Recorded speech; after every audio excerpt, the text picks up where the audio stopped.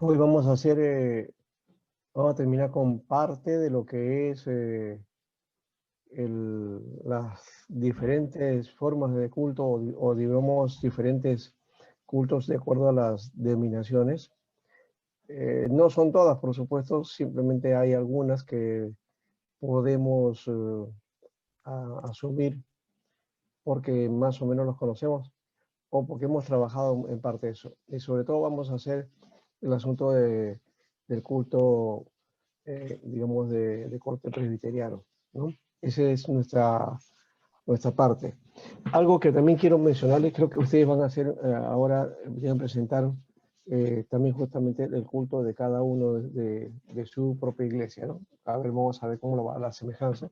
Y por otro lado, les he mandado a ustedes el material de, eh, de, de culto, un manual de cultos y libros sobre culto y liturgia, ¿no? Que lo tienen ahí, está en la página de WhatsApp, ahí lo he puesto, ya. Hay varios libros que sería bueno trabajarlos o que ustedes van a utilizarlos de alguna manera como, digamos, material auxiliar, pero que de base. Por ejemplo, me gustaría que leyera este libro de el Dios que adoramos, ¿no? Es un libro muy bueno como lectura, ¿no? Luego, este libro de orden de culto, que es corte presbiteriano, y el otro, el libro de culto y liturgia, ¿no? Estos dos son de origen presbiteriano. Y después hay el manual de ministro de Editorial Vida. Esos son los que les he enviado. Hay otros manuales también. Ahí he visto de menonitas, de la Iglesia de Dios. También he visto por ahí, creo que uno bautista, ¿no? Pero para los asuntos nuestros serían estos materiales que les he entregado. Y el que está aquí, de manual de ministro Editorial Vida, es el que tengo aquí en mis manos. Este es el libro. Quiero ver si ustedes lo pueden percibir. No sé si ahí está. A ver Manual cómo del lo puedo. ministro. Se ve. Sí, sí, voy a ver cómo lo puedo poner para que la cámara lo capte. Ese nos envió en PDF, pastor. He enviado una versión, no esta versión que tengo yo a la mano. Ya, esta versión a la mano ah, se va ahí, ¿ven? Ujú. Acá mejor, creo que ahí sí capta la hoja, vamos a ver si capta la hoja. No capta. Ya, Siempre. sí, sí la captó, está en blanco. Está en blanco nomás, ya, ahí Ahí está. está. Manual del ministro, ya. Ujú. Esta es entonces la versión de Editorial Vida, que básicamente es hecha para Asambleas de Dios, ¿no? Pero también se puede utilizar para diferentes denominaciones. Hay una diferencia con estos manuales de pasos y ya que están aquí todavía no están los demás, pero hay este manual, por ejemplo, por eso no se lo he entregado, le entregué uno por ahí, porque habla de dedicación de niños, que es una práctica que no se hace dentro de la iglesia presbiteriana, ¿no? Ustedes saben muy bien que la iglesia presbiteriana bautiza niños, ¿no? Pero no hace presentación o dedicación de niños. Eso es digamos, una práctica de otras iglesias que son de corte arminiano en su mayoría, ¿no? O quizás también de corte wesleyano, ¿no? Entonces son los que están por ahí, los anabaptistas también hacen, creo, lo mismo. En cambio, las iglesias históricas, no, las iglesias históricas no hacen ese tipo de, ni los anglicanos, ni los presbiterianos, ni los luteranos, ¿no? En el caso de los luteranos también hay otro aspecto, ¿no? Ellos, por ejemplo, no bautizan, cuando una persona se convierte no bautizan. Ellos lo que hacen es aceptar, si viene de la Iglesia Católica, le aceptan su bautismo en la Iglesia Luterana. La ¿No? luterana, pastor, ya, ya. Sí, en la Iglesia Luterana. Igual también en la Iglesia Anglicana. La Iglesia Anglicana ¿Aceptan también hace. el bautismo católico aceptan? Ah, sí, sí, ellos sí, sí lo aceptan. ¿Ya? Entonces pueden participar inclusive en la cena, porque tienen una semejanza en los aspectos de los principios de la cena del Señor, ¿no? Son muy casi parecidos. Creo que en cambio las iglesias reformadas, las iglesias libres y las iglesias presbiterianas no, eh, no hacen, en algunos casos no hacen bautismo de adultos, sino de niños. Pero también hay en otros casos el, el bautizo que se hace a adultos también, ¿no? Entonces eso ya es una cuestión este, eh, Profe, buenas noches. allá. Me dice que voy a bajar la cámara, sale, no sea. Que lo baje su cámara un poco para que salga aún más su cuerpo. Ah, para que salga más. Ya, ya, Sí, ajá, ya, sí. ya, ya. Entonces, ahí sí sale, ¿ves? Sí, ahí sí se ve ese manual, ¿ya? Entonces, ese es el manual y como les decía, hay diversidad, por lo menos dentro de la iglesia presbiteriana, de la IPX el bautizo de niños y hay en iglesias que se bautiza adultos también, ¿no? Entonces, esas son las diversidad. En cambio, en las luteranas y anglicanas sí, solamente niños, adultos ya no bautizan, ¿no? Y es más, ellos dicen como que, bueno, que ser adultos no es lo correcto, según ellos, ¿no? Bueno, esas es las tradiciones o cuestiones que tienen. Vamos a trabajar eso en todo caso en el momento que nos toque la cuestión del bautismo y también en cuanto a la Santa Cena, ¿no? Que tenemos que explicar también qué sentido tiene, ¿ya? Y vamos a trabajar de esa manera. Hay algunos, cuando hablemos también de clase de cultos, también van a ir. Uno es, por ejemplo, el asunto de la Santa Cena, o culto con Santa Cena. Los matrimonios, por momento también, ¿no? El culto o ceremonia de matrimonio. También los servicios fúnebres, ¿no? Eh, También culto de dedicación de iglesia, ¿ya? O la presentación o ordenación también, ¿no? Que es, generalmente se hace en un culto, donde se hace un culto para ordenar, ¿no? Eh, y algunos aniversarios también, entonces todo eso va más o menos por ese lado, ¿no? Entonces el material que ustedes tienen ahí, que les he entregado, eh, trabaja más algunos eh, eh, para que podamos trabajar entonces un poco el asunto del criterio adecuado de servicio, de culto. Eh, Aquí entonces en la página ustedes tienen, les he pasado, voy a tratar de abrir este del libro de culto y liturgia, ¿ya? Que es uno de los que hemos trabajado. Vamos a mirar cómo, ya, este del libro de culto, vamos a ver. Que nos envió, ¿no, pastor? Culto y Sí, sí, liturgia. los he enviado, a los que están ahí los he enviado. El faro, ¿no? Culto y Sí, el liturgia. faro, así es, Ya. el faro. Ya, este del faro, voy a bajar todos para que de una vez pueda, libros de orden también, y los pueda manejar para ustedes, ¿ya?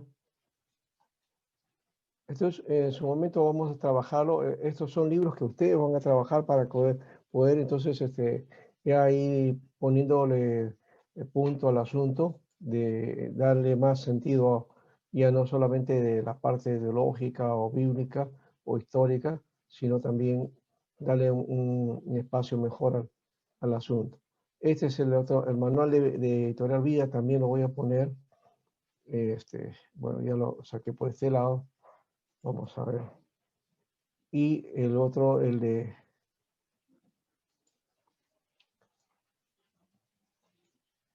Higuera.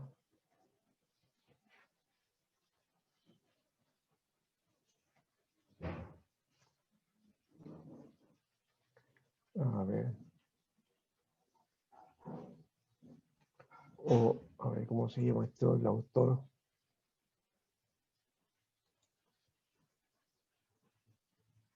Gerald Neijius. Ajá.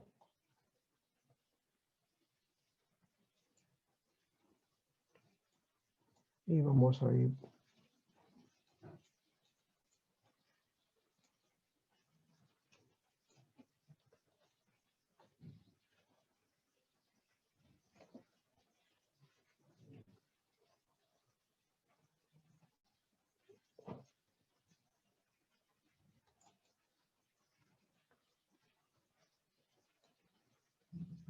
Ya. Entonces, aquí les voy a mostrar a ustedes estos libros que tenemos a la mano. Uno de ellos es, a ver,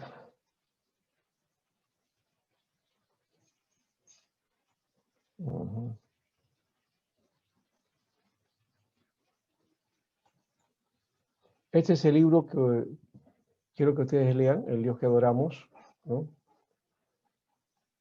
Porque contiene ahí todo lo que es el sentido, ¿no? De la adoración, los atributos de Dios, ¿ya?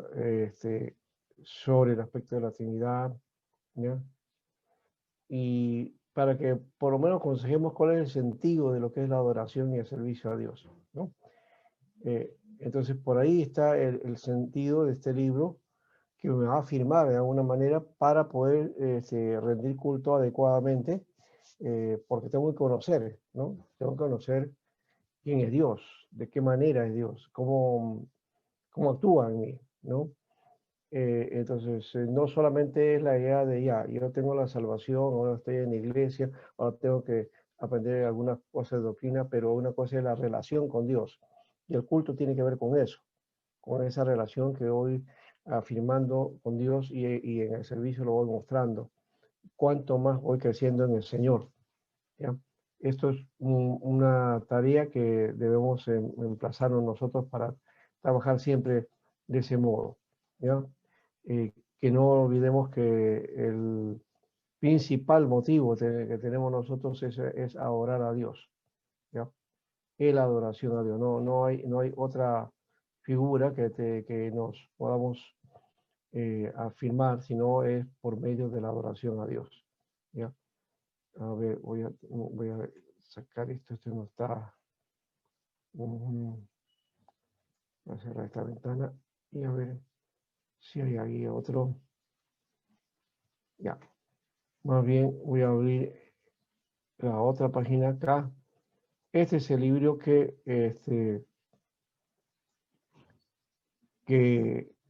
sí lo tienen que leer. A ver.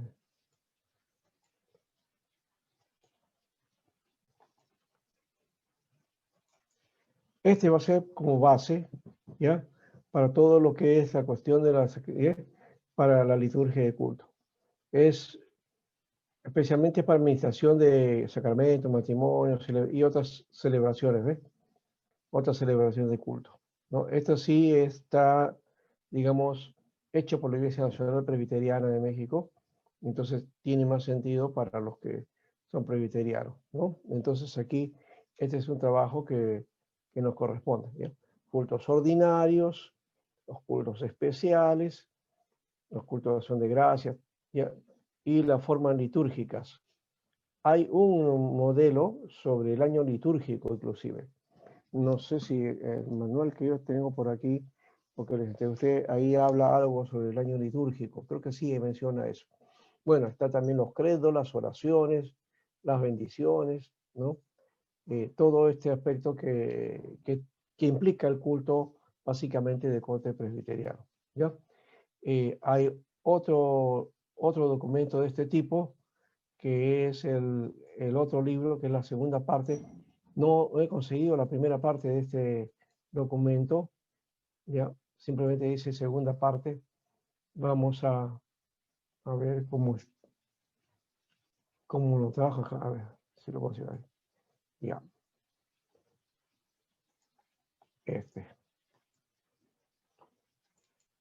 Ya, este es entonces el libro de orden de la Iglesia Presbiteriana, ya, que está en castellano o estaba en inglés.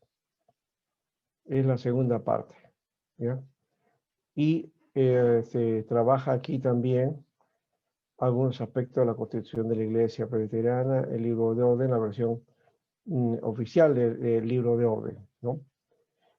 Creo que de alguna manera, aunque no es, para algunas denominaciones no es vinculante, no es obligatorio, por ejemplo, este manual que les he enseñado, que es el manual de Editorial Vida, que es para Asambleas de Dios, eso yo lo compré, no me lo pidieron, no me obligaron a utilizarlo, ¿no? Sino que este es una referencial. Y cuando me enseñaron sobre liturgia, entonces tenía que tener este libro para más o menos tener una referencia, ¿no? Entonces es un manual que básicamente era para ministros, ¿no? Es el manual del ministro, le llaman, no es manual de culto, sino manual de ministro. El que les he mandado creo que es manual de culto, ¿ya? En todo caso, por ahí va.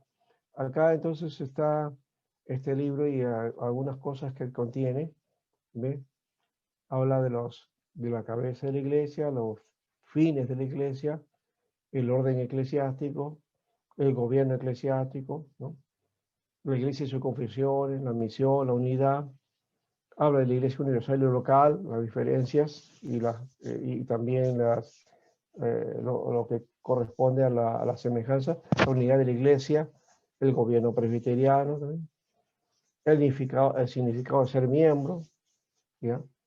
Las categorías de miembro también, que en este caso tienen ahí, ¿ya? Que había que, digamos, relacionarlos o compararlos con lo que tenemos acá también en la IP Cristo P, ¿no?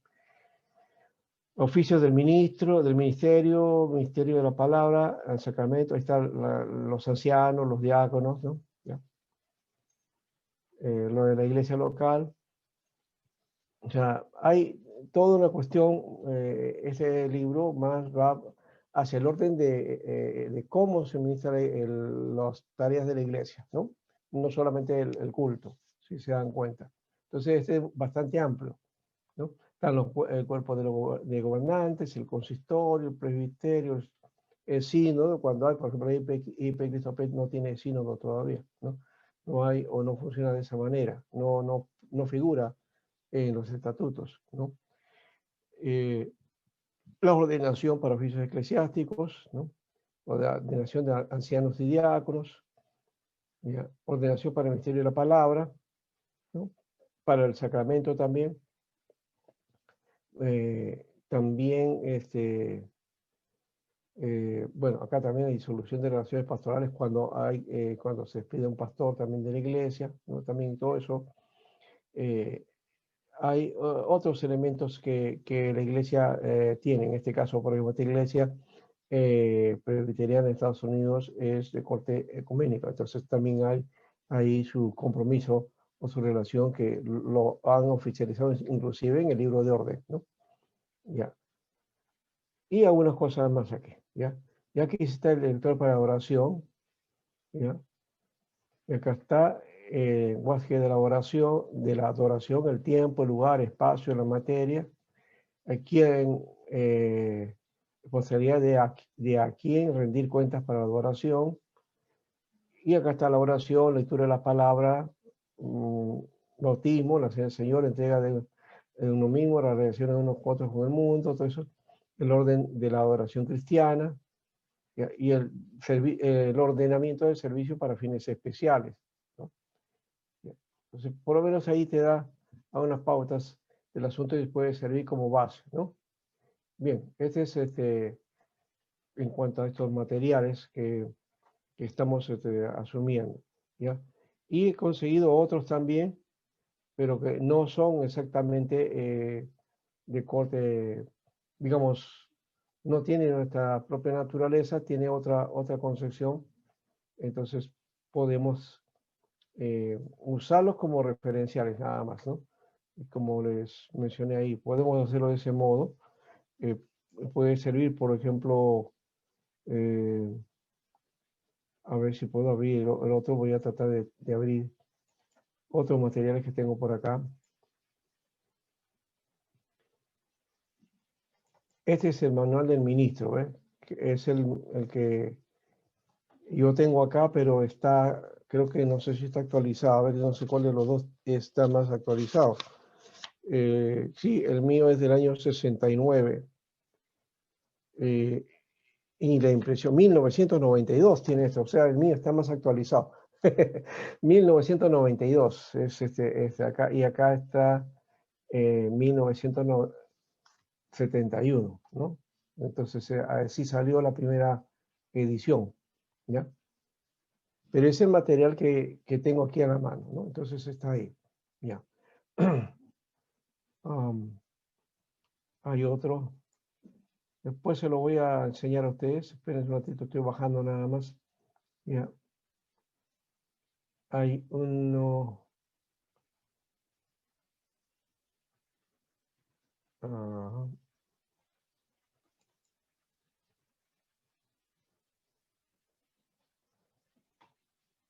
Bueno, este es el curso de Eclesiología de la Iglesia Presbiteriana de México.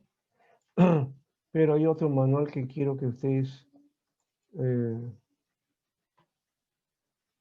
vean cómo hay diferencias, que cada iglesia tiene su propia figura.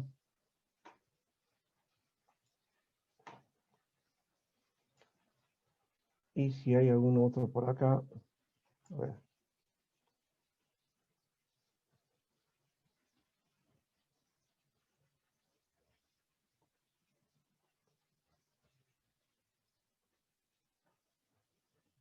Bueno, estos son los únicos que me salen por ahora.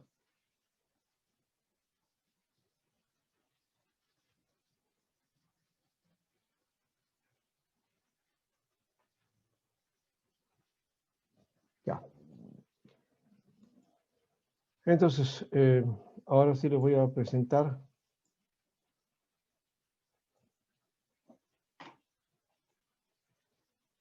Este es un manual, por ejemplo, un manual de Asamblea Apostólica de la Fe de Cristo, es otra iglesia. Y también tiene casi las mismas, toca los mismos tópicos, ¿no? Pero aquí tiene, por la tradición que tiene esta iglesia, está ahí la presentación de niños, ¿ves? Entonces, las iglesias calvinistas básicamente no hacen este tipo de digamos, no sé si llamarlo ceremonia, no, podría ser ceremonia más o menos algo así, porque no es exactamente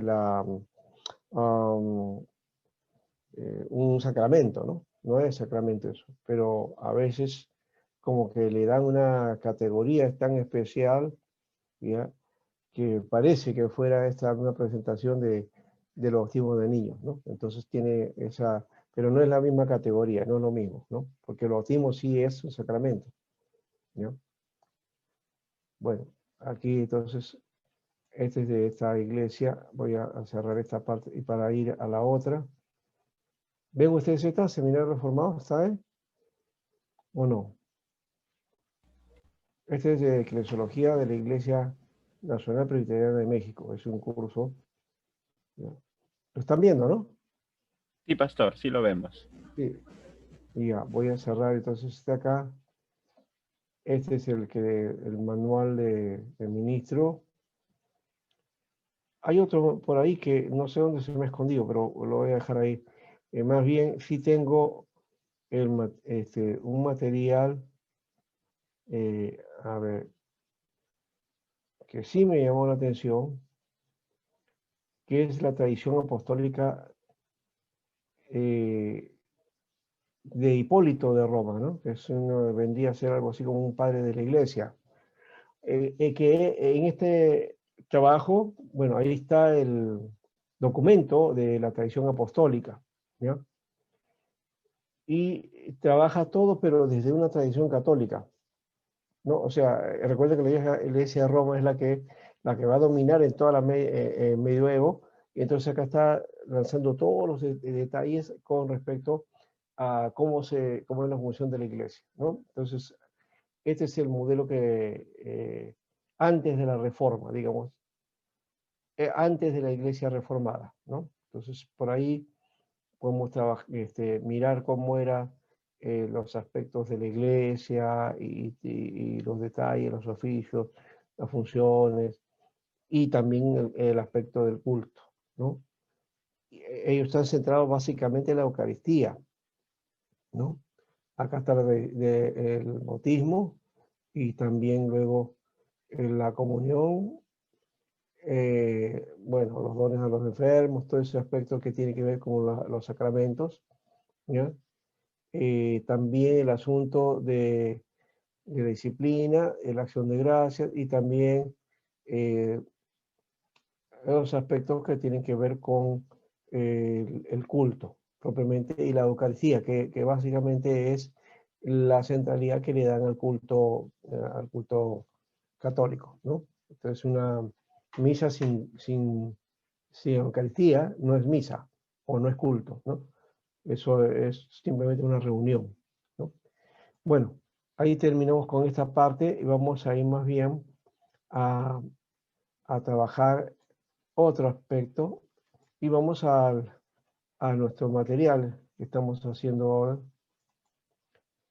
Vamos a hablar sobre culto, servicio de adoración y aquí vamos a ir trabajando las diferentes formas de cultos que hay en nuestras organizaciones o denominaciones, ¿no? O sea, partiendo de la iglesia luterana, presbiteriana, hasta algunas otras iglesias, ¿ya? Como un referencial. Entonces, el culto se ha desarrollado como el proceso de crecimiento de la iglesia. O sea, el culto no fue un modelo que vino desde la primera iglesia y así se ha plantado ahora, no, más bien cómo ha sido el servicio, el culto de la primera iglesia, no lo tenemos exactamente porque no hay documentación, ¿no? Todas las documentaciones que hay, y ya dijimos, el referencial para mí es la Didaqué. También hay un libro de Justino, que es otro que también es cercano a la Didaqué. El de Hipólito es posterior y se refiere ya más a la iglesia de Roma, ¿no? A cómo ha ido acumulando sus concepciones sobre el culto. Entonces, la iglesia primitiva, uno, es que hacía sus servicios en casas, ¿ya? Las casas, ya dijimos que la iglesia se reunía en casas, ese es básicamente, y los servicios eran en casa, y eran de corte doméstico, ¿no? Era, no diríamos que sean informal, pero no era, digamos, ritual, no era ceremonial, como posteriormente va a quedar el culto, ¿no? Como una ceremonia aparte y también en un local aparte, ¿no? En un local donde se van a nuclear y ahí entonces se va a iniciar el servicio o es un local dedicado para el culto, ¿no? Que esa idea es posterior, no es de la iglesia primitiva, ¿ya? Es más o menos cuando, bueno, vamos a mirar cuándo empieza esa idea o cuándo cambia la figura, ¿no? Entonces, estos cultos o servicios en casa se establecieron afirmando la resurrección y la participación de la cena del Señor y los bautismos. Y como hemos dicho, no tenían la formalidad que le damos hoy, ¿no? No tenían eso. Por otro lado, eran reuniones que tenían un tono de recordatorio de la resurrección y tanto como la muerte de Jesús, ¿no? ¿Ya? Y que esos aspectos fueron cambiando porque en algunos, en los primeros más era el recordatorio de la resurrección, o sea, se confirmaba eso, pero después empezó ya la rememoración de la muerte de Jesús y especialmente en la Eucaristía, es decir, la cena del Señor, ¿no? Probablemente ante la realidad de la persecución y el martirio, de repente fue un cambio, porque antes del culto era entonces una especie de culto digamos, de regocijo, ¿no? De victoria, de alegría. ¿Ya? Es importante que la acción de gracias o actividad oracional también, y era también una cuestión eucarística comunitaria, ¿no? ¿Ya? Entonces, la acción de gracias continua a Dios, eso era importante, y también el aspecto de la actividad oracional, es decir, las oraciones, ¿no?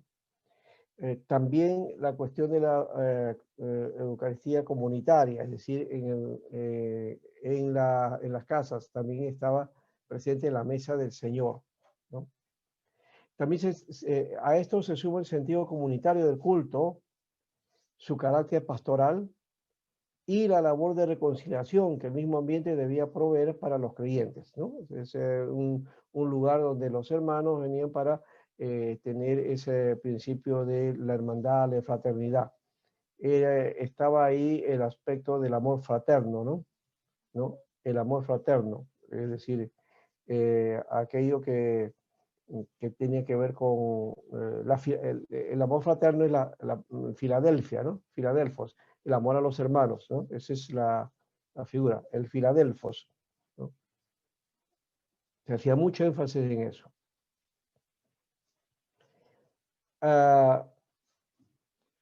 Por otro lado, la iglesia no esperaba,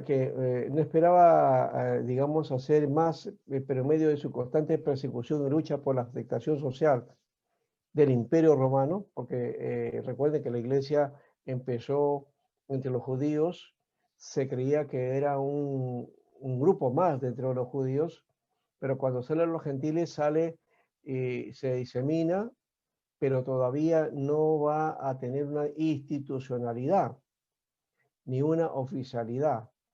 Entonces, más bien va a comenzar la persecución, ¿ya? Y una lucha por la aceptación social, tanto en las provincias como a lo largo del Imperio Romano, ¿no? Es en el 312, ¿no? O 313 más o menos, cuando Constantino se convierte al cristianismo, bueno, se convierte entre comillas, ¿no? Él da el decreto, el edicto de Milán, ¿no? de que declaraba el cese de la persecución, ¿no?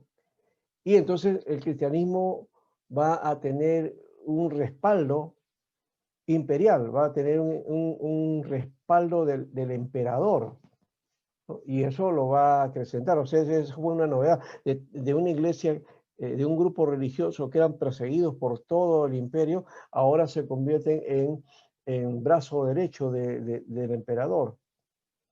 Eso convulsiona de alguna manera, y también posiblemente las actitudes también cambian. Ustedes saben que lo psicológico también se maneja cuando hay ciertas situaciones de cambio brusco, ¿no? Entonces es una iglesia que de perseguida más adelante se va a convertir en perseguidora, ¿no? Pero no nos adelantemos, ¿no? Más bien, tomemos en cuenta que después Teodosio, ¿no? Es el que va a convertir el cristianismo en la religión oficial del Imperio Romano en el 381. No se olviden de eso, porque algunos creen que el edicto de Milán oficializa el cristianismo en Roma, y no es así. Es el decreto, el edicto de Teodosio. Pastor, ¿Ya? disculpe, Sí. Teodosio fue el que oficializó entonces. Oficializó, sí, Ya. sí, así es. Bueno, esa es una teoría que tiene bastante peso. Algunos dicen que no ha sido así, que al final solamente el edicto de Milán es el que tiene valor. En fin, lo cierto es que sí hubo una oficialización de la religión cristiana en el imperio, y fue mucho más arriba de la época de Constantino, ¿no? Claro, porque Pero ya desde la época de Constantino tenían libertad. Ya, ya. ¿Ya? Y comenzaron a tener mucha influencia en el imperio, ¿ya? Y muchos de los funcionarios del imperio se convertían al cristianismo. Algo más había, ¿no? Que tenías que ser cristiano para ser funcionario en Roma, ¿ya? Claro, ya ¿Ya? Bueno, cambió. esto cambió entonces el futuro del sentido de la iglesia y marcó el inicio de un cambio en lo que al culto respecta también. El culto también cambió, o sea, de un culto oculto, guardado. Recuerden, no he hablado de las catatumbas. Claro, Las catatumbas se hacían cultos ahí, herméticos, cerrados, a ocultas. Nadie conocía estos cultos, ¿no? ¿Ya? Ahora, tota- tot- libertad para poder hacer culto, ¿no? claro, Sí, ya, sí. entonces eso va a afectar de alguna manera. Así que el edicto de Milán en 313 ya impacta sobre el culto cristiano y comenzó a manifestarse el primer elemento de cambio, que fue el lugar de culto. Esto sí creo que es el cambio radical. Y aquí está Constantino, otra vez, que es el que inició la construcción de las primeras basílicas cristianas. O sea, mire, los servicios cultos caseros de hogar, ¿no? Y en las catatumbas y en los lugares, ¿no? En el grupo, que eran ocultas, ahora se hace, cambia la figura y es el emperador que comienza a construir grandes catedrales Aquí, para pastor, disculpe, nuclear el culto ahí. Sí, Constantino es el que comienza a construir. él comienza eso y continúan también porque hay algunos templos paganos que se dedican al cristianismo, también se les da eso, da las facilidades para eso, comienza a pagárseles a los obispos, a los ministros también, pagados por el Estado, ¿no? Por el imperio. Todo eso es lo que va a hacer pues, que la iglesia comience a empoderarse. Claro. No sé si eso también es lo que va a un poco a corromper la iglesia de Roma, porque comienza digamos, a jugar con el poder, ¿no? Y se empodera después, y luego ya sabemos lo que ocurrió, ¿no? Bueno, entonces, eh, por otro lado, el culto propiamente también cambia, y aquí justo González anota algunos elementos nuevos dentro de la liturgia. Por ejemplo, comienza a hacerse también el rito del incienso, ¿no? ¿No? Una figura del incienso muy parecida a lo que había en el templo en Jerusalén. También las vestimentas, ¿no? Las vestimentas ricas de los ministros, los adornos, las formas también, que entiendo tienen su significado, así como la vestimenta de los sacerdotes judíos tiene un significado y la Biblia los muestra también así. Bueno, ellos también, el sacerdote católico también tiene, entonces su vestimenta, cada detalle tiene un simbolismo, un significado, ¿no? Por otro lado, también se inician el iniciar el culto con una procesión, ¿no? ¿No? Hacer entonces esto que podríamos llamar una especie de llamado a la gente para el culto, ¿no? Entonces hacían procesiones. Esto lo dice justo González, ¿no? Eh, por otro lado, también, como ya hemos dicho, que la iglesia comienza a tener libertad y juega con el poder, ¿no? Y que para tener algún cargo, una función dentro del imperio, entonces había que hacerse cristiano. Eh, Eso habla de los nuevos adeptos que se incrementan, es decir, la iglesia va creciendo, comienza a crecer, pero ya no por la evangelización, ya no por la tarea misionera, sino a la presión que el cristianismo daba como religión del emperador y lo que ofrecía eso socialmente, ¿no? Porque te daba oportunidad pues para tener cargos y uno de los requisitos era eso, ¿no? Ser cristiano para ser funcionario en el imperio o para hacer alguna otra labor. De ahí el culto se convierte en el símbolo de la separación entre el clero y el pueblo, ¿no? Dando origen entonces a la tarea, digamos, de un culto oficial, un culto que tiene que ver con, digamos, cultos públicos, ¿no? ¿No? Entonces se va a dar origen a los cultos públicos. Antes habíamos dicho, los cultos eran privados, por obvias razones, eran cerrados, eran caseros, ¿no? Eran domésticos, ahora se van a convertir en culto abierto y público. ¿Ya? Ya no va a ser para los creyentes, porque los cultos primeros de la iglesia primera eran solamente para creyentes, ¿no? Y esto no, esto se abre a todos, ¿no? Y sale pues esta separación del clero y el pueblo, es decir, se hace el sistema clerical, que tiene que ver con el rango religioso, los cargos, y el otro es los miembros de la iglesia que van a ser el laos, es decir, los laicos, ¿no? Los laicos que van a estar siempre sentados, ¿no? Y el clero es que va a hacer la función para las funciones del culto. Cuando en el culto en casas era el servicio, todos participaban, ¿no? No había esa figura, ¿no? Y es más, los laicos eran los que eran en la iglesia, no existía un clero específicamente dentro de esa época, ¿no?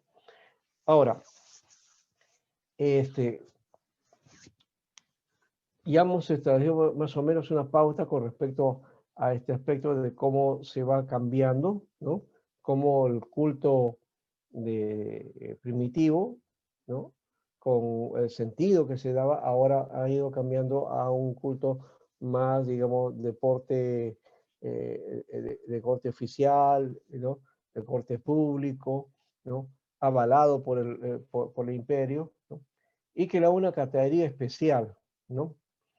Y comienza ya el aspecto, digamos, más ceremonial, ¿no? Más ceremonial. Pero vamos ahora a Jesús y la adoración, ¿no? El sentido del culto es la adoración, ¿no? No es el acto en sí, sino aquello que damos a Dios incondicionalmente. Esto es la vida. La idea del sacrificio persiste en el culto. Así empieza, todo culto a Dios tiene que ver con eso. O el sistema cultural desde la antigüedad tenía que ver con sacrificio, ¿no? Por eso, la recordación en el culto institucionalizado de Roma y el centro de su culto en la Eucaristía, ¿no? Eso es lo que está dentro de la iglesia que tomó, digamos, el liderazgo de la iglesia cristiana. Pero Jesús muestra que no es el sacrificio de otros, sino de Él mismo, que hace que el creyente en la muerte de Cristo está su muerte. Es decir, el creyente muere en Cristo. Dice, creo que Pablo hablando, que estamos crucificados juntamente con Cristo, ¿no? Por eso ahora puede adorar en espíritu y en verdad. Y creo que a eso se refería cuando el Señor hablaba de la verdadera adoración, ¿no? Es estar muerto en Cristo y resucitar a la nueva vida. Y estando resucitado en la nueva vida, entonces se puede rendir el verdadero culto a Dios, ¿no? Pero hay que ser consciente de que nos hemos puesto en sacrificio también, ¿no? Y esto es lo que nos enseña que el culto no depende de un lugar, sino del oferente. Depende del oferente, del adorador, de su estado de adoración. Y también depende de la relación y cómo alcanza esa relación con Dios. Ahora, esto no invalida el culto en un lugar, en un local, porque el sentido comunitario y la historia de la iglesia nos demuestra la acción de la comunidad en sus reuniones y su necesidad de reunirse como cuerpo de Cristo, sea un local nucleado central o sea como se reunían en las casas o en las catatumbas, ¿no? Cuando la persecución. Pero hay que diferenciar lo que hacemos y que hemos establecido por la institucionalidad a la que llegó la iglesia y considerar el sentido de la práctica de los primeros creyentes y las diversas tradiciones culturales que se van dando en la iglesia, ¿no? Que eso tiene su validez. No podemos tampoco desecharla. Uno puede desechar quizás la forma de culto católico, porque no manejamos el mismo criterio. Se respeta, pero no lo afirmamos. También la forma cultural de la ortodoxia, que es muy parecida también a la de la Iglesia Católica. La Iglesia desde el movimiento protestante, las iglesias cambiaron su forma de culto, y aunque la luterana también tiene un viso de la Iglesia Católica y la anglicana también, las calvinistas no, mostraron una característica muy particular que ha sido la que ha, digamos, guiado a los otros movimientos evangélicos para ir desarrollando su propia característica de culto, ¿no? En eso también tenemos que decir que todas las iglesias evangélicas no tienen una misma forma o un perfil de culto. Son muy parecidos, pero no son iguales, ¿no? Ahora, si estamos hablando de Jesús cuando hablaba del sacrificio, Pablo también recibió este aspecto del culto sacrificial. Eso está en Romanos 12. El apóstol Pablo recibió del Señor las pautas para el culto, es decir, el acto de recordación de su muerte, que es el centro del culto, la cena del Señor. Esta conmemora la muerte y la resurrección del Señor, que es dolor, pero a la vez es triunfo. Y esto se conocerá después como la anamnesis. Y esto va a ser parte del culto institucional, ¿no? El anamnesis es una de las condiciones, es uno de los elementos dentro del culto institucional, ¿no? Después está la apódesis, apóclisis, que es las oraciones al Espíritu Santo o la búsqueda del Espíritu Santo, y también está otro elemento que tiene que ver con lo que llamamos la doxología también, ¿no? La forma de finalizar.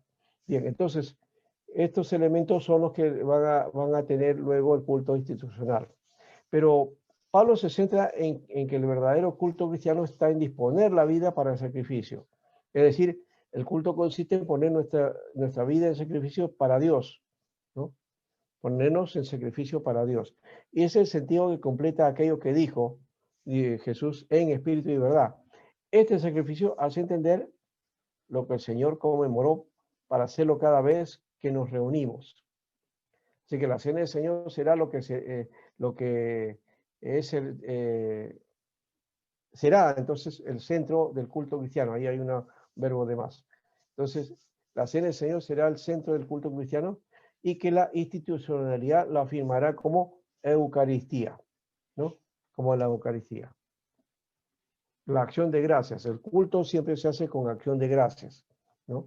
Pero esa acción de gracias ahora pasa a ser el aspecto del sacramento de la cena del Señor, ¿no?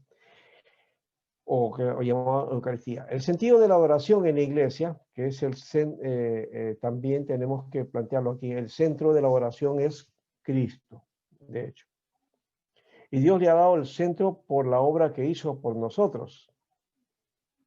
Dios es el adorado.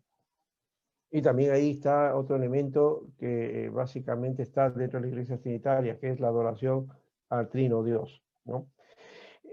Dios es adorado y la iglesia, la comunidad de adoradores, ¿no? Aquí creo que hay que tomar esto con un detalle y pararnos un momentito.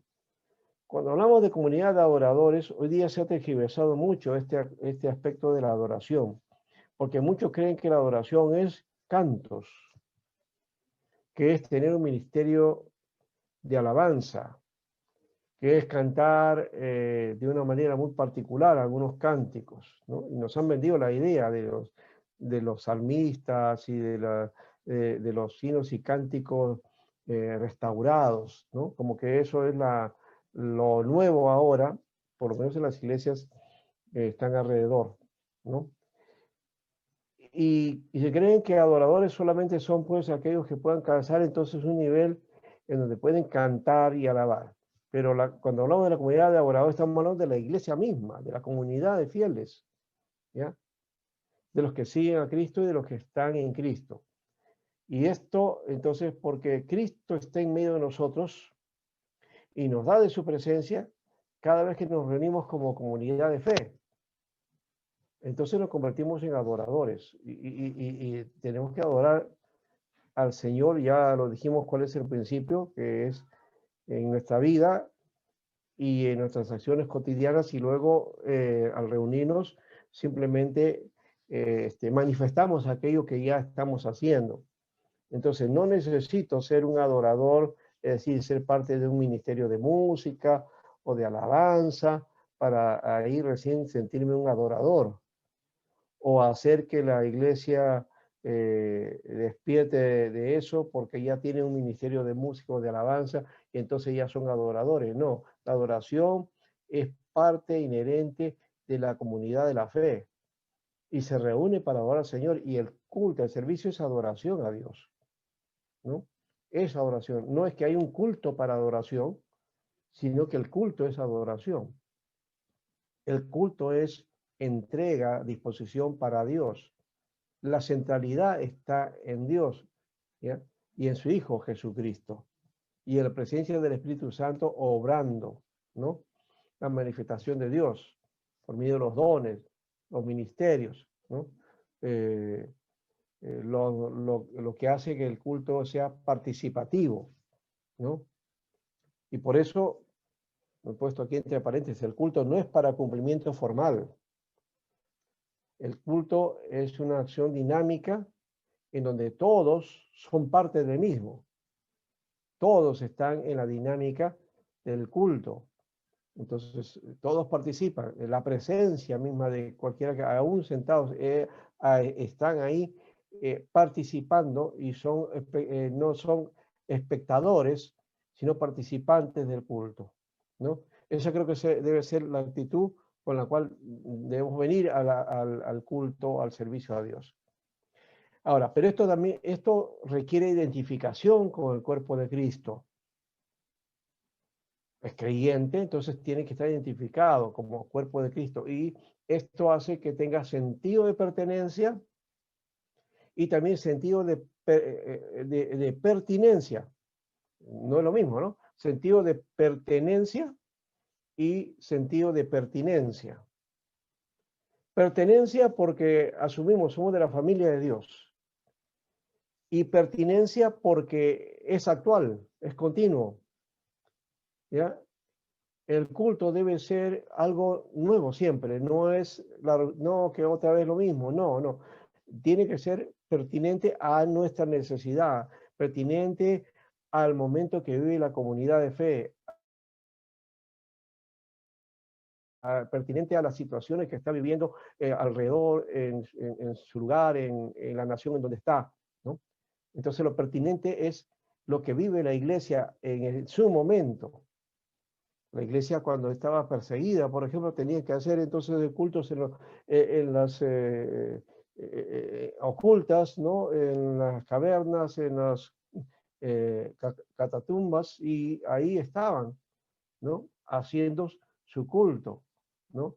Luego viene ya a la apertura y ahora cambia la figura y la iglesia ahora es pública, ¿no? Entonces el sentido va variando, ¿ya? Pero necesitamos tener eso. Hoy día, por ejemplo, la pertinencia, ¿cuál es? No podemos hacer cultos abiertos, ¿no? Lo pertinente ahora es las reuniones virtuales, ¿no? Los cultos virtuales. No se deja de hacer culto, pero ahí está, ¿no?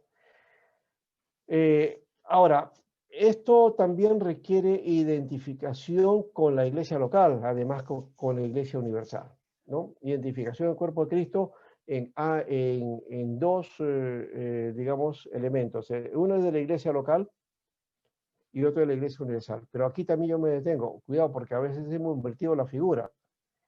A veces la iglesia local se convierte en iglesia universal. Es decir, cerramos lo universal en mi iglesia ¿ya? Y creemos que solamente mi iglesia es la única, las demás no valen. Entonces, no, la idea es que estoy en una iglesia local, pero soy perteneciente a la iglesia universal. Así que también mis hermanos están en otros lugares, en otras congregaciones, ¿ya? Y también son parte del cuerpo de Cristo. Y también rinden culto al Señor.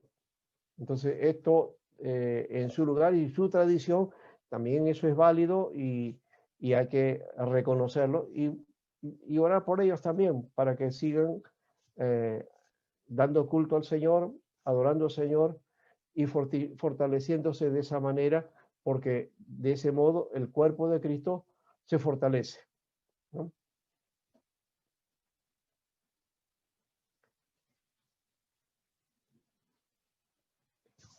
Lo cuarto es la mesa del Señor. Ahí faltaba el número 4, sí está ahí, pero no aparece, se quedó en negrita.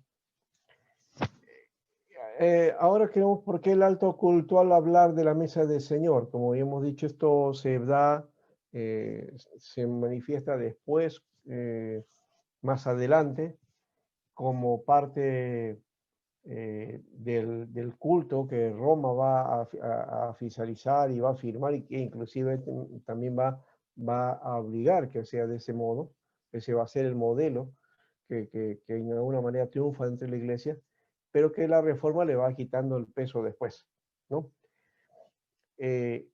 Cuando hablamos de la mesa del Señor, es la recordación que desde el inicio de la iglesia pasó por diversos momentos la cena del Señor, desde las reuniones en casa hasta los ágapes de las reuniones cristianas que se extendieron en el imperio, ¿no? Esto me hace acordar a Primera de Corintios, el capítulo 11, en donde Pablo menciona este aspecto de los cultos, ¿no? Y cómo se hacía la cena del Señor, ¿no? Que también eran por medio de estos ágapes, estas reuniones ágapes, que eran la forma de adorar al Señor, pero que se habían convertido también, habían roto ese sentido y se habían convertido en comelonas, ¿no? Y en tomar, digamos, para hacerlo más liviano, ¿no? Se llenaban de vino, ¿no? Tomaban demasiado, ¿no? Pero eso Pablo lo reclama y también trata de corregir esos aspectos para que no se pervierta el verdadero sentido de estar reunidos, ¿no? Ahora, cuando el culto se institucionaliza, también se institucionaliza la mesa del Señor. Al aparecer las grandes locales de culto cristiano y el establecimiento de la liturgia, va a pasar a ser no solo sacramentos, sino que le van a dar un carácter sacralizado con su respectivo significado y práctica. Y esto lo va a afirmar la Iglesia de Roma, ¿no? Entonces, ese es el modelo que va a triunfar, ya hemos dicho, dentro del movimiento cristiano hasta antes del protestantismo. Es en la Iglesia protestante y reformada que van a darse dos criterios ahora, ya cuando aparece el movimiento protestante. Uno de ellos va a afirmar el carácter de la liturgia en el sentido eucarístico del culto, aceptando el criterio de la Iglesia de Roma y la va a avalar. Pero también está el criterio calvinista, quitándole ese carácter y solo presentándolo como símbolo. Esta es la práctica que seguimos en la Iglesia evangélica en la mayoría, ¿no? Es decir, que la cena del Señor no está configurado desde el carácter transustancial, ¿no? La transustanciación. Cuando hablamos, por ejemplo, de ese carácter sacralizado y el sacramento, desde esa perspectiva, está en hecho de que hay una concepción llamada entonces transustanciación, que es la forma en que la Iglesia de Roma maneja este asunto. En la Iglesia evangélica no existe la transustanciación, no hay transustanciación. Es decir, que los elementos no se convierten en cuerpo y sangre literalmente de Jesucristo. No es la presencia material en estos símbolos, no es la presencia de Cristo. La presencia de Cristo está en el cuerpo de Cristo, es decir, en la iglesia, ¿no? Y siempre está presente. Aún si no hubiera la cena, está presente el Señor en el culto, cuando oramos, y cuando oramos de la manera que estamos explicando, ¿no? Doctor Alberto, disculpe Sí, que le interrumpa. Quería hacer un comentario, tipo pregunta, ¿no? sí, claro. Probablemente lo que Calvino pronuncia, bueno, esto causó una especie de, bueno, aunque no eran generacionalmente iguales Calvino con Lutero, pero que los luteranos que continúan la enseñanza de Martín Lutero, que sí creen y hasta ahora creen, ¿no? Creían y creen en ese tema de que los elementos de la Santa Cena son literales, el cuerpo y la sangre de Cristo. Con Calvino, pues finalmente se le da una atribución simbólica a estos elementos, ¿no? Así es. Disculpe, profesor. Ahora sí, estaban Ya. que me llamaban. Sí, sí. Y yo considero que para el tiempo en el que se reformula esto, se hace una relectura de lo que significa, habrá sido un fuerte impacto en la forma en cómo se veían estos elementos a nivel teológico, ¿no? Sí, sí. Y es interesante porque esas relecturas hoy no se hacen en la iglesia, sobre todo en la iglesia reformada, ¿no? Esas relecturas, esas formas de interpretaciones a nivel simbólico, y nos hemos quedado en el literalismo, y no vemos que para el tiempo de Calvino se reinterpretó el tema de los sacramentos, ¿no? Eso es mi comentario, ¿no? Que para nuestros tiempos no hay una relectura de muchas cosas, ¿no? Nos hemos estancado, hablo de la iglesia reformada en esas épocas, y nos es imposible leer nuestros contextos a partir de nuestra experiencia como cristiano, ¿no? Claro, y inclusive también hay otro aspecto, ¿no? Ya que hay, vimos un libro por ahí que del manual del libro de orden que tiene la Iglesia Presbiteriana en México, y ahí habla, por ejemplo, de la parte del aspecto ecuménico, ¿no? Es una iglesia que está relacionada también de esa perspectiva desde la cuestión de la conversación y acuerdos con toda la tarea ecuménica. Entonces hay un acercamiento también a la Iglesia Católica y por ahí hay otro elemento de necesidad de hacer una relectura de Calvino desde esta perspectiva, porque también entonces hay momentos en que ha habido cultos y servicios donde han estado presentes los pastores y sacerdotes celebrando, ¿no?, la Eucaristía juntos, ¿no? Y hay una diferencia pues entre el concepto que tenemos nosotros y el concepto que tiene la Iglesia de Roma. Un luterano posiblemente, sí, bueno, ahí no tiene problema. Un anglicano tampoco tiene problema, ¿no? Pero desde la perspectiva calvinista puede ser que estemos cediendo, ¿no?, a esto, pero que necesitamos plantear nuevamente, en todo caso, una lectura con respecto a esto. Pero creo que por otro lado, en cuanto a la visión de la Iglesia evangélica en general, creo que ahí sí está bien definido el asunto. Hay una definición ahí. Entonces no hay el aspecto del simbolismo y del elemento y de entrar a la mesa del Señor también. Creo que tiene una buena mirada y tiene una mirada evangélica. Ahí sí, hay mucha diferencia. Lo que sí creo que había que arreglar es la forma de cómo nos acercamos a la mesa del Señor, ¿no? Porque hay tradiciones en la iglesia que tienen que ver con el ayuno. Hacen ayuno previo a la cena del Señor, ¿no? Para, digamos, tomar la actitud, confesarse. Y esto, de alguna manera, confesar pecados y todo eso, eso es como la forma un poco del resto católico. La Iglesia Católica también, para la Eucaristía, también se van preparando, pues.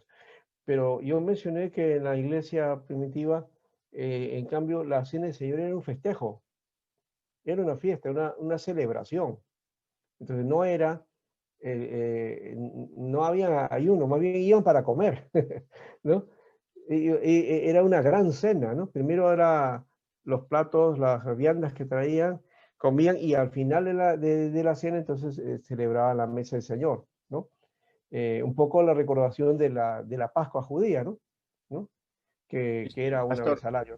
Sí, disculpe, entonces, en sí la cena dada por el Señor Jesucristo con sus discípulos, la última cena, fue una cena, en sí fue una cena para era eh, la un, cena de un- la Pascua, la cena de la Pascua, eso. claro, Ujú. y solamente que en el transcurso del tiempo lo, esa cena lo convirtieron en, como estaba diciendo, ya comenzaron a cargar vino en borracheras con el tiempo. Claro, bueno, eso se fue tergiversando, ¿ya? Y se cortó ese tipo ya, pues, porque, mire, la celebración entre los judíos era la cena del Peshá, que era el inicio de la Pascua, ¿no? En el inicio de la Pascua había una cena especial, en donde ahí se tomaba vino y también se tomaba el pan, ¿no? Al final, habían varios momentos sobre eso, pero al final de la cena, entonces también se daba un vino especial. Esto también de paso tiene que ver con otro detalle. Cuando en Corintios, capítulo 11, Pablo menciona este aspecto de la cena, parece que fuera todo continuo, ¿no? Que primero el pan y luego al momento, luego la copa. Pero no, el pan estaba dentro de lo que era la cena, de la comida. Jesús habla de ese momento, luego dice, acabada la cena, dice, entonces tomó la copa, ¿ya? O sea, la copa de vino es después. Nosotros lo hacemos todo a la vez, ¿no? Ah, Porque ya, claro, ahí. así es la tradición digamos, del ritual de la cena del Señor. O sea, lo hemos sistematizado. ¿Por qué? Porque ya no hay la cena de la comida específicamente. Eso se borró porque Pablo lo quitó. Corintios tenía eso y eso se quita. ¿Por qué? Porque se había tergiversado el sentido de la cena del Señor, ¿no? Y Roma más bien le da otro carácter, pues le da un carácter más, como digamos, institucional, no sé, ceremonial, ¿no? Y teológicamente también va variando, le va a otro sentido y ya va por otra ruta, ¿no? Y hace que el culto, la misa, esté centralizada en eso, ¿no? Nuestros servicios no están centralizados en la cena. Hay el culto o servicio de cena, que es un culto donde se hace la cena del Señor, ¿verdad? Que puede variar dependiendo de la iglesia, un mes, cada 2 meses, cada medio año, o un año puede ser, porque los judíos lo hacían una vez al año, ¿no? Una vez al año. Y ahí en la iglesia de Roma lo hace todas las veces que hace su servicio, su culto. Todas las veces que haya misa, se está haciendo la Eucaristía. Entonces ahí hay una variante en el asunto, ¿no? Bueno, no quería hablar exactamente de la cena, pero podemos hablar posteriormente algo más de cómo lo hacemos en práctica ya dentro del culto, ¿no? Pero ya que se tocó este aspecto, es bueno y tener firme qué cosa es lo que estamos haciendo también y qué cosa es la Eucaristía, qué es la cena del Señor, qué es entrar a la mesa del Señor, qué es el compartir, ¿ya? Creo que ahí hay una palabra que nos estamos olvidando que es el convivio, ¿no? O Pastor, también el carácter evangélico, ¿no? La coinonía, ¿no? La coinonía, sí, sí. creo que a nivel de iglesia le hemos dado si bien es cierto que nos acercamos, como Pablo nos dice, ¿no? Considerándonos dignos de participar de ella, ¿no? Como dice Así el es, capítulo 11 de Primera de Corintios. sí. Pero, sin embargo, muchas iglesias la han sacralizado mucho, ¿no? Entonces, ya no es un momento de fiesta, sino un momento de suma reverencia en donde estás agachando la cabeza y no tienes oportunidad ni de mirar al hermano, cuando significa también eso, ¿no? Es entrar en un espacio de comunidad cuando uno va Ajá. a celebrar. Y eso creo que tenemos que revisar un poco, ¿no? Creo que ahí va tu relectura. Es decir, reactualizar ese elemento de que somos comunidad, comunidad que estamos celebrando y comunidad que participa junto y que hay convivio también, es decir, una convivencia unos a otros y donde la coinonía, la comunión también se manifiesta. O sea, por eso es que si alguno está con alguna situación con otra, hay que arreglar la situación antes, ¿no? O en todo caso, reconciliarse, ¿no? Porque es el tiempo de la reconciliación, ¿no? El culto es para reconciliación. Entonces, creo que esos elementos no lo utilizamos bien y lo hemos hecho, como tú dices, sacralizado, ¿no? Cuando recién hacemos la cena, entonces hacemos todo esto. Cuando en cada servicio, en cada culto se debe manifestar estos actos. Y luego, como consecuencia de ello, también, pues, participamos de la cena con toda la alegría que corresponde y sabiendo de que el Señor nos ha redimido con su muerte, que viene a ser tristeza, hemos dicho, pero que también significa triunfo por medio de la resurrección. Entonces esos elementos deben estar vinculados. Tengamos cena del Señor o tengamos.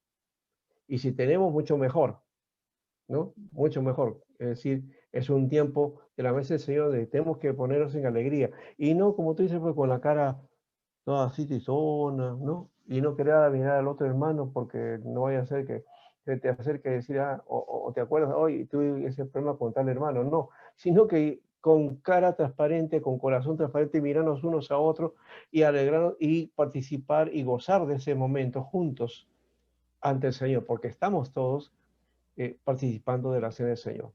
Y hacer que todos participen. Toda la comunidad de fe tiene que participar, ¿no? Y claro, guardar los elementos de la institucionalidad también, que es lo que te dice la iglesia con respecto a eso, quiénes participan en la cena también, ¿no? ¿Ya? Pero por lo menos los que están en comunión, los que están en actividad, todos tienen que participar sin dejar de hacerlo, ¿no? Esto creo que es necesario. Bueno, ahí está el asunto. No sé, algo más que quieran mencionar. Ya Carlos mencionó y ha hecho su intervención. Ahora dejo a José, al otro José y a Alejandrina. A ver qué comparten esta parte. Y luego vamos a ir a la siguiente, donde vamos a mirar los diversos cultos también ahora. Sí. Justo estaba pensando en lo que dijo Carlos, ¿no? En lo que la Santa Cena, bueno, hasta hoy no veo un momento de Santa Cena donde te pones en ese momento tan espiritual que no miras a nadie. O sea, le hemos cambiado al momento de Ya. felicidad este, donde debe haber convivio, como dijo usted, ¿no? Sí. Ahora, mira, ha dicho espiritual. O sea, tenemos una idea de espiritual, es que tienes que tener una especie de arrobamiento especial, ¿no? Claro, claro. Cuando espiritualidad es todo, desde el momento que estás alabando al Señor y estás en el servicio, estás en esa actitud espiritual. No necesitas tener una acción específicamente donde hoy de repente tus ojos ahí están como que te sientes en el cielo. No necesariamente es así. Podría ser, pero no necesariamente. ¿Ya? La espiritualidad es mucho más encarnada de lo que uno imagina. Claro. Es natural. Estás ante la presencia del Señor, claro, debe ser un arrobamiento, sí debe haber un arrobamiento, Solo pero no necesariamente ese arrobamiento es tuyo. Lo haces tan individual, tan personal, que te exacto, eso olvida es de los demás. eso, Y ese arrobamiento tiene que ser compartido con los demás. claro, y hasta hoy, Hay una diferencia. disculpe pastor, Ya, hasta hoy en todas las santas cenas que he visto, se ha visto esa actitud, ¿no? De ya. solo tú. Este, te olvidas de esa, se debe transmitir esa felicidad tan grande, ¿no? Ah, De la salvación, bueno, entonces de, yo creo que está bien eso, está bien, José. ¿Qué sigue? Sigue, sigue. claro, lo que se debe vivir esa alegría de lo que hizo Jesucristo por nosotros, pero nosotros no transmitimos. E incluso a veces en ese momento hay invitados en la iglesia y ellos están sentados y solamente los bautizados están en una iglesia que hacen solamente los bautizados Ujú, están participando y los están asustados los otros, ¿no? En vez de transmitir algo, ¿no? De estar feliz, tú estás, exacto. solo tú, estás a la cuenta que estás tú y nadie más. Claro. Y Y sin darnos cuenta, estamos haciendo la misma actitud de la iglesia en su Eucaristía, en la iglesia católica. O sea, claro, ese rasgo religioso está presente también en nosotros. Y otra cosa más, creo que ahí sí hay culpa de nosotros los pastores, que no estamos enseñando, instruyendo de una manera adecuada para la cena del Señor. Yo por lo menos siempre que he participado de eso, he tratado de quitar ese tufillo de un poquito así, todo ceremonioso. Y engolas la voz todavía para hablar de forma especial, porque está bueno. Por Ya, poco se todo eso. habla en latín. Por poco se habla en latín. Sí, pero por poco se habla en latín. Eso. Pero es necesario entonces verlo como algo natural, que es la iglesia que está entrando a la presencia del Señor, que debe estar con alegría, ¿no? Claro, Entonces, ya veo. creo que ahí hay que cambiar esa figura, ¿no? Bueno, Está. buena o sea, creo que están entendiendo ese sentido. A ver, José, ¿qué tú dices ahí? A ver, Cuya. Muy gracias, ahora hablan con latín. Sí, Sí, pues, pues, o cantos gregorianos sí, en griego. hasta en lenguas, oiga. Sí, profesor, respecto al culto, hubo una parte en la que usted dijo, no, no recuerdo, al inicio, en la cual, no recuerdo esta parte, pero bueno, te voy a dar un comentario, ¿no? Sí, normalmente ahí está, en la parte que dice, no, bueno, usted corrigió, ¿no? Que el darle culto a Dios personalmente no es, como dice, no, mejor que no necesita de un templo para rendirle culto a Dios o adoración, ¿cierto? Claro, Menciona esa individual. parte, individual, ¿no? Uh-huh. Y creo que hoy en día esta parte, esa palabra, se ha confundido mucho en la respecto a la adoración a Dios, ¿no? Uh-huh. Porque claro, obvio que usted dijo ahí diciendo, ¿no? Y corrigiendo, ¿no? Que la adoración a Dios que se da en la iglesia es una comunión, es una comunión entre todos juntos como cuerpo, ¿no? Uh-huh. Entonces, pero hoy en día no, bueno, particularmente, no sé cómo generalmente, como que se ha tomado esto en confusión, ¿no? A veces los mismos miembros dicen, ¿no? Quizás, no, bueno, yo no necesito ir a la iglesia para rendirle adoración a Dios, ¿no? Uh-huh. Cuando debe ser como cuerpo también, ¿no? No solamente Claro, personal, ¿no? ambos se necesitan. Se necesita ambos, ¿no? Las dos Sí, ellas, claro. O sea, no basta con el culto en la iglesia, porque algunos también confunden eso, creen que solamente con ir a la iglesia ya con eso basta. ¿Ya? Y hay otros que dicen, no, no necesito ir a la iglesia para adorar al Señor, acá conmigo lo hago todo, ahí a solas con Dios. Son dos extremos. Ambas cosas deben ser la parte, digamos, fundamental de nuestra tarea. En la búsqueda de Dios a solas, en la intimidad, pero también la búsqueda de Dios en comunidad. ¿Ya? claro. Por eso hablábamos de pertenencia y de pertinencia. La pertinencia es que debo estar presente siempre y compartiendo siempre, ¿no? Entonces eso creo que es importante de notarlo. Y de relacionarme con mi hermano, tener comunión con mi hermano, ese es un elemento. Claro, a partir del culto se puede dar, yo estoy hablando desde perspectiva del culto, Claro. pero la relación no se rompe. ¿Ya? Por eso yo decía, todos hay otros hermanos que hacen su culto en otros lugares. Aunque no me relaciono con él, yo tengo que tener una relación porque soy parte del cuerpo de Cristo con él también. Porque no, el cuerpo de Cristo no se agota en mi denominación, en mi organización. El cuerpo de Cristo somos todos los que estamos en la fe de Cristo, ¿no? Por ejemplo, Alejandrina, ella es de la iglesia metodista. Si nosotros le hiciéramos una diferencia, no, mira, nosotros somos todos presbiterianos, entonces tú no, porque tú eres metodista. Ya estaríamos haciendo diferencia. Pero no, somos parte del cuerpo, ¿ya? Y aun cuando ella tenga otra tradición, o su iglesia tiene su propia tradición, ¿ya? Los principios que tenemos en cuanto al culto, los principios, las cosas que hacemos, la cena y las actividades del bautismo, todo eso, los principios están ahí siempre. Las formas van a variar. El agiornamiento, ese es el otro problema, ¿no? O sea, la iglesia, por ejemplo, de Roma, en Vaticano II, vio que ese culto litúrgico que tenía, muy ceremonial, reverencial, entonces cambió la figura y abrió la puerta y hubo cambio. El culto, el sacerdote antes estaba en el altar a espaldas y oficiaba a espaldas, ¿ya? Y en latín. Entonces la gente iba allá y iba a misa, pero como no sabía latín, cumplía nomás por cumplir, ¿no? No, más bien a partir de Vaticano II se abrieron la oportunidad para que la misa fuera en el idioma de la gente, en el idioma del pueblo. Y eso abrió el espacio también, de alguna manera. Y empezaron luego, porque era la onda de la época, la misa se agogó, ¿no? Era un ritmo de esa época, de los 60, 70, ¿no? Un ritmo de la nueva ola, ¿ya?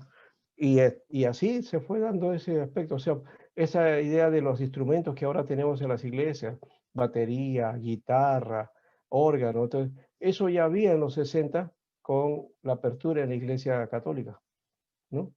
Que grupos de conjuntos de nueva ola iban a la misa y tocaban ahí, ¿no? Canciones de misa, así lo hacían.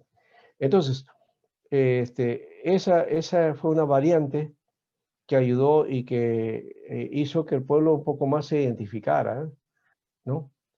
Y ahora ya se hace hasta muy ya abierto, ya parece evangélico el culto de católicos, de muchos sacerdotes he visto así, ¿no? Por ejemplo, el padre Rodríguez, Manuel Rodríguez, que tiene sus reuniones creo que por Miraflores, en un estadio por ahí, y hace después su culto y todo eso. Tú lo ves y parece un culto evangélico. Y él mismo ya no sale con su toga de sacerdote, solamente cuando hace Eucaristía. Pero después sale con su camisa, una corbata, normal, como un predicador cualquiera, ¿no? Entonces eso lo ha ido asemejando en parte. Eso creo que mantenemos nosotros, pero nosotros queremos guardar por otro lado. Sin querer también nos hemos convertido en que lo ritual también nos apura también, ¿no? Las formas, el ayornamiento. El ayornamiento, eso puede cambiar. Las formas pueden cambiar. El sentido, ¿ya? Y el propósito no deben cambiar, ¿no? Alejandrina. A ver, Alejandrina, ahí. Pastor. Sí. ¿Qué dices ahora? Bueno, nosotros mensualmente, cada fin de mes se practica, ¿no? La Santa Cena. Ya. Bueno, como dicen, ¿no? Algunos como lo toman como algo ritualmente, no. Pero ese momento, más bien yo quería preguntar si quiénes participan, ¿no? Los bautizados, o se puede llamar a participar a todos los creyentes. Ahí te voy a responder de esta manera. Creo que eso corresponde a cada organización o a cada institución. Generalmente en las iglesias evangélicas, cada denominación propone que sean solamente los bautizados, ¿no? Y no los que recién se han convertido o los que por ahí tienen ya un tiempo en el Señor pero que no se han bautizado. Y también permiten que otro hermano o hermana de otras iglesias que estén presentes pueden participar, ¿ya? Y yo sé que hay algunas iglesias extremas en donde no te dejan participar si tú no eres de la iglesia misma, ¿no?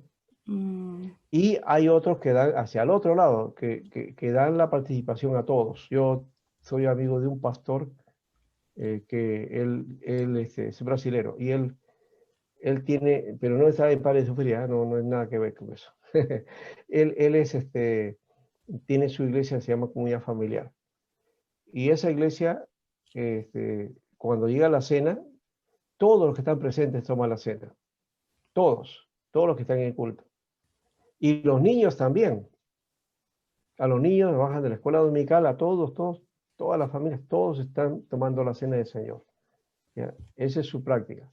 Entonces, ¿qué te puedo decir? Todo depende de qué cosa ha indicado la iglesia o la organización.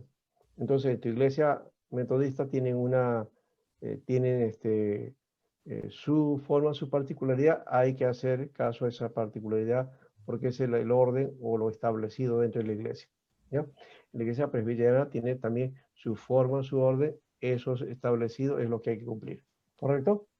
Pero cada pastor, pastor lleva su propio método, ¿no? Porque como han pasado diferentes pastores por la iglesia, o sea, lo han hecho En de el la caso tuyo. manera que ellos los hacen en el caso Ya, mío. en el caso tuyo. Y Ajá. ya. Bueno, no sé si tú dices en cuanto a la forma de hacer la cena del Señor. Cada uno tiene su propia característica, de hecho. Porque hay pastores que dicen ¿no? que todos pueden participar y hay pastores que dicen que no. O sea, solamente los Ya. bautizados o los que están Bueno, en comunión con Dios, los que ya. están bien Bueno, con el Señor pueden ya. participar. El caso de ustedes, en todo caso, no lo conozco mucho, pero en el caso de ustedes sí que creo que dan apertura, ¿no? Ujú. Dan apertura que haya ministros de diferentes tendencias. Entonces, bajo ese criterio, hay un consenso y cada uno hace de acuerdo a su parecer. Mm. Pero generalmente en las organizaciones siempre hay una función, hay una determinación, cuál es el perfil que se debe tener y si hay que respetar eso, Oh, siempre hay que respetarlo. ¿Ya? O sea, cuando estoy en una organización, me gusta o no me gusta, yo respeto aquello que corresponde. No puedo disentir, claro. porque si puedo disentir, entonces, bueno, pues entonces trabajo en otra donde me sienta bien o de alguna manera vaya con mi criterio, ¿ya? Mm. Pero yo, mientras no se rompa con el principio bíblico, Ujú. entonces yo tengo que sujetarme. Si ya hay algunos aspectos que no son parte del aspecto bíblico, de la interpretación bíblica, entonces ahí ya es otra cosa, ¿no? Pero creo que hay necesidad de tener ese acuerdo, estar en acuerdo, eso es lo importante, ya para hacer la función y eso implica también la obediencia, ¿no?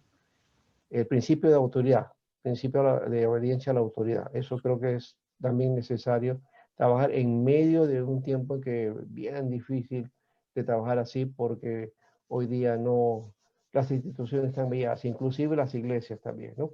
El principio de autoridad se ha quebrado, ¿no? Y cada uno quiere hacer lo que quiere. Tampoco es así. O sea, hay que tener el criterio adecuado. Pero en todo caso, el caso tuyo, como te digo, eso ya depende de cómo están organizados, ¿no? No Ujú. conozco más allá. Entonces, tienen que hacer ustedes la orientación que les den los pastores o pidan en todo caso su parecer de qué cosa es finalmente lo que la organización asume como tal cosa. Porque puede ser que un pastor asuma una posición y no necesariamente es la versión de la denominación, ¿no? Mm. ¿Ya? Yo tengo mis propias opiniones que no necesariamente van a tener que ver con la organización o con la teología que generalmente que estamos metidos todos, ¿no? En este caso, calvinista. Pero puedo tener mi propia posición, sí, personal, sin afectar, ¿verdad? Y también, por supuesto, sujetándome, ¿no? Porque si no, eso sería pues un caos, ¿no? Un caos. ¿Sí? Que un pastor diga una cosa y el otro pastor viene y diga otra cosa y el otro diga otra cosa y entonces el hermano, y oye, ¿qué voy a aprender? ¿Qué cosa estoy? Este me dice una cosa, el otro me dice otra y el otro me dice otra. Ahora, ¿qué es lo que la iglesia realmente cree? Mm. Tiene que haber una, y ahí está por eso la confesión de fe. Ahí está también, pues, los estatutos, está la constitución, o sea, cómo ha sido la iglesia organizada, en qué cree. Creo que eso es el elemento eje donde todo debe girar, ¿no? Y así también el culto, ¿no? El culto también tiene que ver ese reflejo de aquello que creemos y aquello que practicamos, ¿no? El culto tiene que ver con ese aspecto también, ¿ya?